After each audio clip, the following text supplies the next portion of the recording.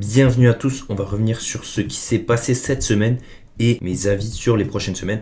Donc on va tout simplement commencer par les indices. J'ai pas mal de graphiques à vous montrer malgré que la vidéo va être assez rapide et on viendra sur les matières premières. On est obligé d'en parler, ça fait des mois qu'il se passe tellement de volatilité que je vais vous parler des matières premières. Donc en premier lieu, je vous ai dit la semaine dernière, on va aller en higher time frame sur le S&P, qu'on allait prendre cette liquidité. Donc je vais vous montrer sur le graphique que je vous avais créé. Je vous ai dit qu'on allait revenir sûrement au 7020, donc on n'est pas revenu au 7020, mais qu'on allait avoir une mèche pour prendre la liquidité et faire des plus bas. C'est exactement ce qu'on a fait. Et ensuite, on vient remonter plus haut. Donc moi, je pense que les niveaux vers les 7100 sur le S&P ne seront pas atteints. Mais attention, parce que la semaine prochaine, on a beaucoup d'entreprises qui vont publier leurs résultats. Donc forcément, s'ils sont excellents, ça pourrait pousser le S&P vers le haut. Sauf que j'ai beaucoup de biais qui me font dire que faut faire attention. Faut faire attention et pour moi, il y a des chances qu'on aille faire des plus bas. Pas directement, mais je veux dire, si on revient dans ces zones, comme la semaine dernière, à ce moment-là, ce sera des bons moments de short pour moi. Et ça, on verra ça avec les analyses et les entreprises qui vont publier leurs résultats. Autre chose qui me fait dire ça, c'est aussi qu'on a une divergence sur le RSI. Vous savez, c'est un indicateur de divergence. Et sur le S&P depuis des semaines, donc ça c'est plus à moyen terme, depuis des semaines, depuis septembre, on fait des plus hauts alors que l'indicateur, vous voyez, il est plus bas. Donc souvent ça mène à une décorrélation et un gros choc. Donc est-ce que le gros choc va arriver maintenant? Vous savez qu'il faut analyser le VIX pour ça, pour voir s'il y a des gros spikes. C'est quoi des gros spikes? C'est tout simplement un gros moment haussier. On aura potentiellement des plus bas sur le S&P. Je ne sais pas ce qui se passera. On aura un choc, soit des entreprises qui publient des résultats qui sont mauvais, soit tout simplement, on va y revenir après dans la vidéo, ce qui s'est passé sur les cartes de crédit. Trump qui annonce qu'il y aura que 10% sur les cartes de crédit maximum. Donc ça veut dire que les gens qui s'endettent aux États-Unis, c'est très commun de payer des taux à 21% en moyenne, et certains payent 30-40%. Il veut interdire ça. Pourquoi? Parce que c'est les élections de mi-mandat, vous savez, cette année aux États-Unis, et forcément les gens qui s'endettent massivement, c'est des gens qui sont pas très solvables en général. Les grosses banques, JP Morgan, Citigroup, etc. aux États-Unis font beaucoup d'argent grâce à ces mesures qui sont pas très, elles sont légales, mais c'est pas très éthique parce que ces gens-là doivent rembourser des montants énormes, souvent pour des crédits à la consommation. Donc il veut mettre les taux à 10% pour justement qu'il soit bien vu de son entourage républicain, et surtout les républicains, vous savez, il y a une grosse partie de la population républicaine qui vote républicain, et qui n'ont pas trop de moyens, qui sont des blancs de campagne, faut dire les termes, et qui surtout s'endettent massivement, et donc ont voté pour Trump, et donc ils font partie de cet environnement-là, et c'est pour ça que Trump a fait ça. Et est-ce que ça va être positif pour les marchés? Si ça est mis en place, ça pourrait avoir des incidences négatives. Bon, déjà pour les boîtes bancaires, on l'a vu, elles ont perdu entre 4 et 8% suite à cette annonce parce qu'ils feront des profits moins élevés. C'était une grosse manne de profit, prendre des taux aussi exorbitants, forcément c'est de l'argent qui rentre pour les boîtes américaines. Mais ce que je veux dire, c'est que c'est quoi les crédits? Pour ceux qui ne savent pas, on va faire un petit point de vue économique, on va dire macroéconomique. C'est que quand vous allez à la banque demander un crédit, et dans ce cas-là c'est des taux sur les cartes de crédit, mais c'est la même chose, la banque, quand vous demandez un crédit, elle vous prête pas de l'argent, elle crée cet argent à partir de là. Donc forcément, création d'argent, donc vous demandez un crédit, elle crée de l'argent, elle crédite sur votre compte. Et surtout, c'est une création monétaire. Création monétaire, c'est plus de liquidité. Donc forcément, plus de liquidité égale biais haussier pour les indices. Pour les matières premières. Donc ça pourrait faire qu'il y aura un peu moins de liquidité à court terme s'il y a moins de crédit. Et forcément, ça, c'est pas bon pour les marchés. Donc les gens ne le pensaient pas peut-être comme ça, mais forcément, c'est pas positif potentiellement pour plus de liquidité. Et je pense que ça va plus être négatif. Donc déjà, il y a ça. Après, il y a la situation en Iran, on va y revenir. Mais ça pourrait mener un spike sur le VIX, on y revient, à des tensions. Ça dépend de ce qui va se passer. Je pense personnellement, il y a quelques heures ou il y a quelques minutes, je sais plus, on a eu Ali Khamenei qui a annoncé que pourquoi les manifestants, à savoir que là, il y a plus de 10 000 morts, selon les sources, ça diffère, mais 10 000 morts côté manifestants chez les Iraniens en Iran, sachant qu'on n'a pas toutes les formes, vu que ils empêchent Internet, les gens n'ont pas Internet. Donc là, il y a quelques heures, Ali Khamenei a dit que pourquoi les manifestants, ils faisaient une grave répression, c'est parce que c'est à cause de Trump. Il a dit que c'était à cause de Trump. C'est lui qui a incité les manifestants à manifester. Donc il a mis la faute sur Trump. Et je pense que Trump va pas du tout aimer ça. Et je pense qu'il pourrait agir justement potentiellement ce week-end. C'est possible. Demain, je mise pas sur ça, mais ça m'étonnerait pas que les États-Unis réagissent suite à ça. Potentiellement la semaine pro. J'y croyais pas au début parce que je pensais que, je vous l'ai dit dans le live que j'ai fait, que je pensais que Trump ne voulait pas agir parce qu'il pensait que les manifestants allaient agir d'eux-mêmes et renverser le pouvoir sans que les États-Unis puissent interférer. Donc si les manifestants allaient abattre le pouvoir sans les États-Unis, tant mieux. Mais je pense que suite à cette déclaration, c'est pas impossible que Trump le prenne mal ou pas le prenne mal, mais s'en sert comme justification pour attaquer.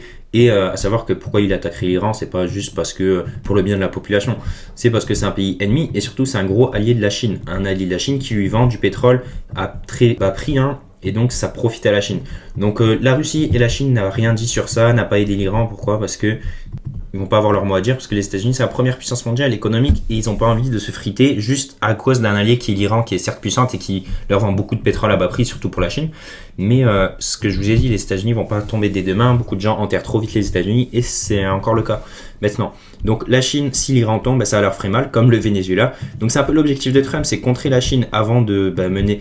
On va pas se mentir, c'est pas pour aider la population iranienne en premier lieu, peut-être qu'il a un cœur humaniste, mais il veut surtout contrer la Chine et que les prix du pétrole, que l'Iran envoie moins de pétrole à la Chine. Donc ça va pas profiter de ça et il va peut-être intervenir. Ce que je veux dire, c'est qu'il y a beaucoup de biais qui me font peut-être dire qu'on aura une baisse sur le S&P. On a aussi un graphique intéressant qui montre, ça c'est plus à moyen terme, mais la chute des EV Rate Truck Sales, c'est quoi ? La chute des gros camions, on va dire, aux États-Unis. Donc les camions, c'est quoi ? C'est ce qui sert. On en achète beaucoup, il y a des grosses montées souvent lorsqu'on a de la croissance, et quand on a des grosses chutes, c'est qu'on s'attend à une récession, on s'attend à une décroissance, donc forcément on va acheter moins de gros camions pour faire, ça sert à quoi les gros camions ? C'est tout simplement pour transporter des matériaux, pour transporter... c'est ça qui fait tourner l'économie, quoi. L'économie, vous voyez sur les autoroutes, il y a plein de camions qui prennent ces routes. C'est quoi ? C'est du commerce, tout simplement. Et donc, cette baisse des camions, c'est peut-être une anticipation que les choses vont mal.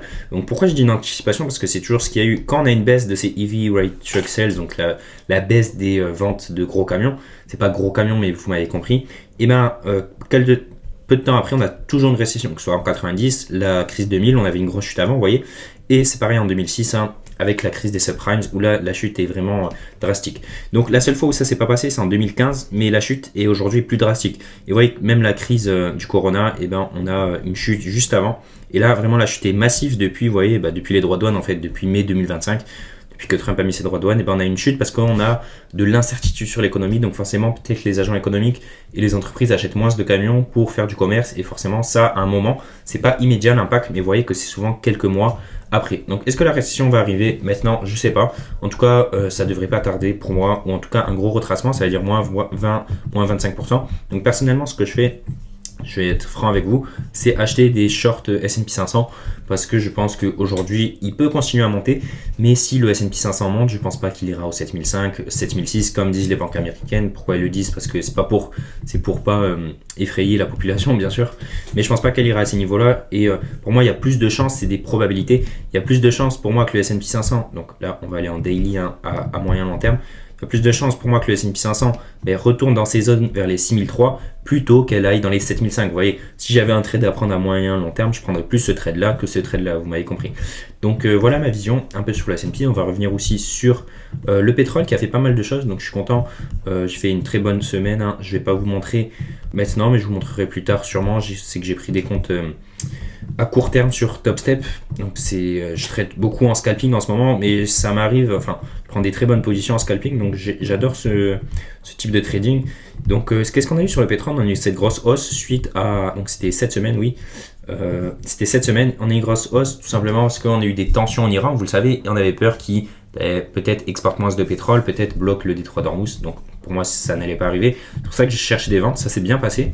Quand on a eu cette baisse drastique en seulement quelques minutes, parce que l'Iran a annoncé qu'ils n'allaient pas bloquer, qu'ils allaient continuer leur exportation de pétrole, donc forcément on a une chute sur les prix, c'est super.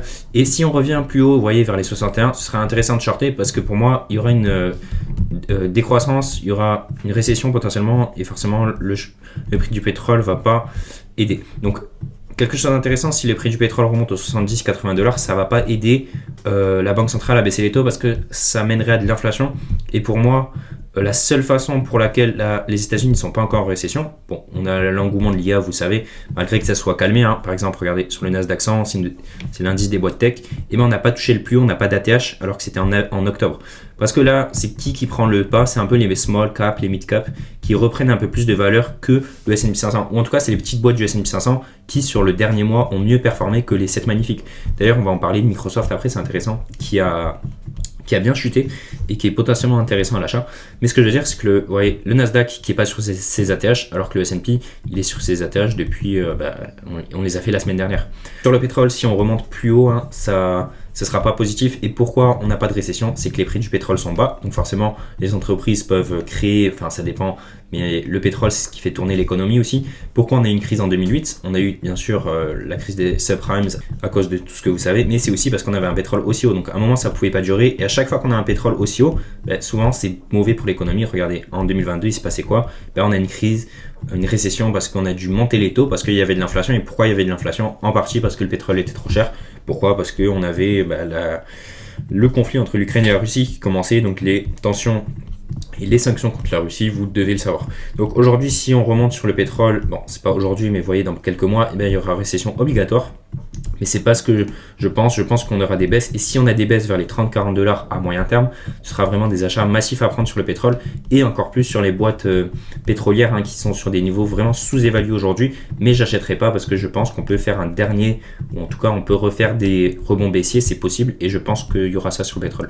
On va revenir sur l'argent qui est la star du moment et sur l'or aussi. Donc l'argent, bien sûr que la tendance est complètement haussière. Donc on était là, on a continué à prendre de la performance. Vous voyez, cette semaine, on a dépassé les 93 $. Donc c'est une très belle performance. Ça ne m'étonnerait pas qu'on vienne toucher les 100 $ et puis un peu plus haut pour vraiment FOMO, c'est-à-dire là, vraiment les petits porteurs, ils achèteront de l'argent à tout va. Et vous savez, quand on va commencer à en parler dans les journaux, commencer à en parler à la télé, je ne l'ai pas vu encore, mais ce sera le moment de vendre. Donc potentiellement, là, je me suis fait plaisir vendredi sur l'or et l'argent, c'est qu'on avait vraiment des mouvements, surtout sur l'or, vraiment pas facile, mais c'est vrai, on avait vraiment des mouvements de liquidité simples à voir. Vous voyez, on a cette création de liquidité, boum, on vient chercher. Pourquoi? Pour faire des plus bas. On avait ces lots à chercher, on avait cette trendline, donc on vient la chercher pour faire des plus hauts. Donc vraiment, c'était pas compliqué. Moi, je pense que sur l'or, on viendra chercher ces zones vers les 4680. Pourquoi? Parce qu'on a la liquidité à chercher ici, et que le billet haussier. Et ensuite, ce sera intéressant de shorter. C'est pareil sur l'argent, je pense que j'achèterai pas personnellement, parce qu'on a cette trendline, vous voyez, ça m'étonnerait pas qu'on vienne la liquider.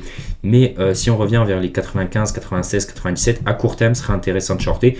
Et encore plus vers les 101, 102, 103 $ long, ce qui est vraiment, pour moi, surévalué. C'est qu'à court terme, certes, on a une demande impressionnante de l'argent, mais je pense que quand il y aura la récession, l'argent va s'écrouler. Il ne fera pas son actif, enfin sa valeur de dédollarisation. Pourquoi l'argent et l'or montent? Parce qu'on veut se dédollariser. Les banques centrales rachètent de plus en plus d'or, vous savez, pour se dédollariser. Mais je pense que quand il y aura la récession, ça ne suffira pas et il y aura une prise de bénéfices assez importante sur l'argent et sur l'or aussi et qu'on aura des plus bas. Mais c'est pas encore le cas. Donc on va revenir sur BTC qui nous a fait une petite poussée haussière. Ça fait plaisir parce que ça fait 2 mois et demi, facile, qu'on n'a rien du tout sur le Bitcoin.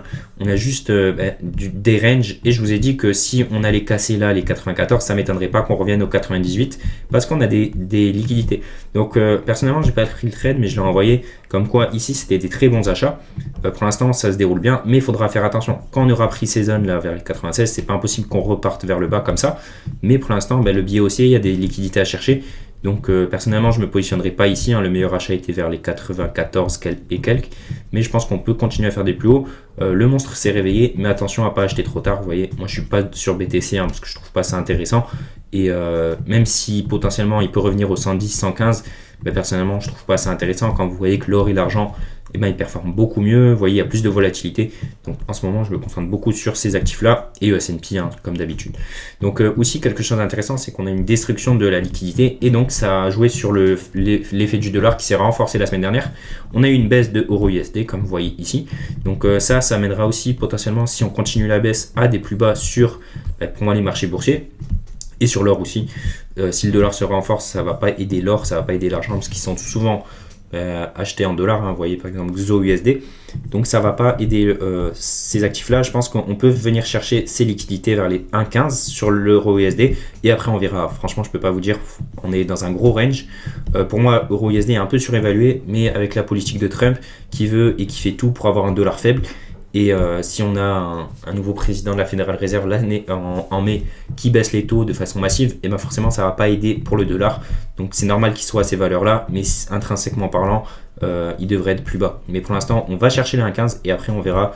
On peut très bien chercher ça pour faire des plus hauts, c'est possible, ou chercher ça pour justement se calmer et refaire des plus bas. Je vous ai parlé de Microsoft tout à l'heure, c'est que Microsoft qui chute assez brutalement depuis quelques temps.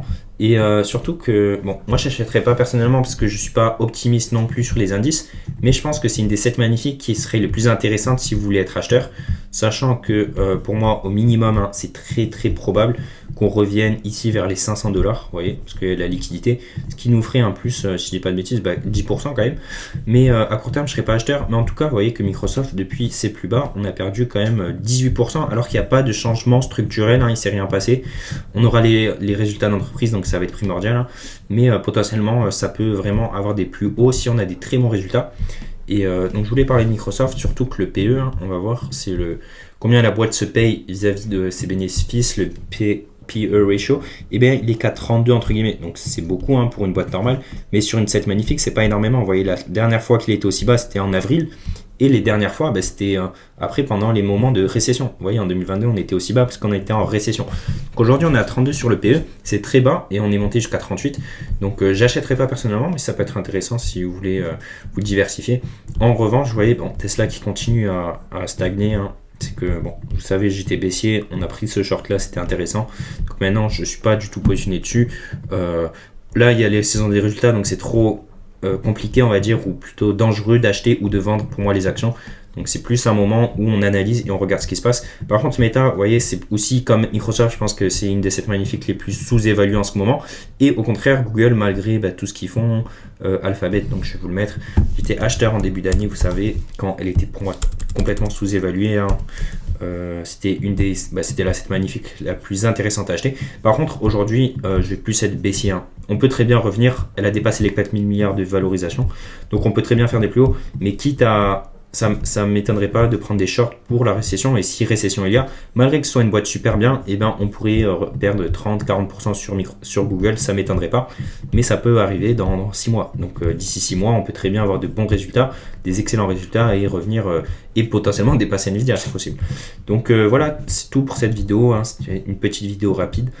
N'hésitez pas à me dire ce que vous en avez pensé, si vous êtes d'accord avec moi ou si vous avez d'autres avis. Je vous remercie d'avoir regardé cette vidéo et je vous dis à la prochaine.